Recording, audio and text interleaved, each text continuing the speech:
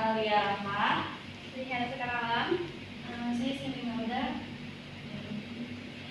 Jadi di sini kami tuh ingin memberikan edukasi tentang teknik batuk efektif.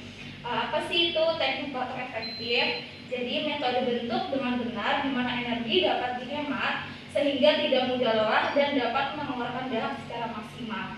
Selanjutnya akan dijelaskan teman saya tentang tujuan dari etika batuk efektif. Oke, tujuannya itu yang pertama itu ada membebaskan saluran pernapasan dari hambatan dahak. Yang kedua itu mengeluarkan dahak untuk pemeriksaan laboratorium. Yang ketiga itu mengurangi sesak nafas akibat penumpukan dahak. Yang keempat itu meningkatkan distribusi udara saat bernapas. Yang kelima itu meningkatkan volume paru. Dan yang keenam itu memfasilitasi pembersihan saluran nafas. Oke, selanjutnya akan dijelaskan oleh rekan saya.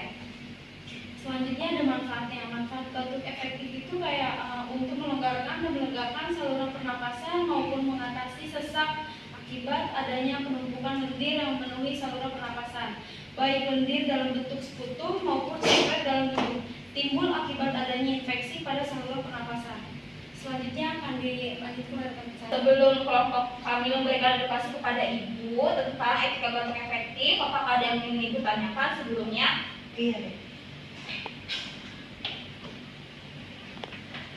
Berhubung saya kalau batuk itu agak lama ya deh ya, gimana caranya deh biar batuknya itu cepat sembuh? Oke, baik ibu. Terima kasih ibu.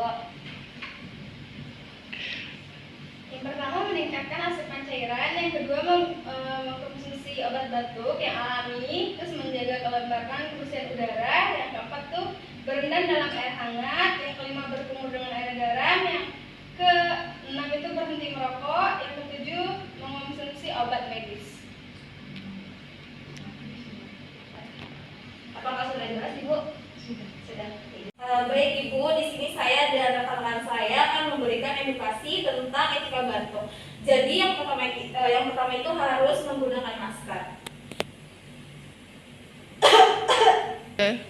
Jika tidak ada masker, ibu bisa dengan cara tutup mulut dan hidung dengan menahan atas bagian dalam. Seperti ini. Lalu juga bisa dengan menggunakan tisu. Jadi tutup mulut dan hidung dengan menggunakan tisu. Lalu setelah itu jangan lupa membuangnya di tempat sampah. Dan yang paling penting itu ialah cucian tangan dengan menggunakan sabun dan air mengalir. Akan dicontohkan oleh teman-teman saya.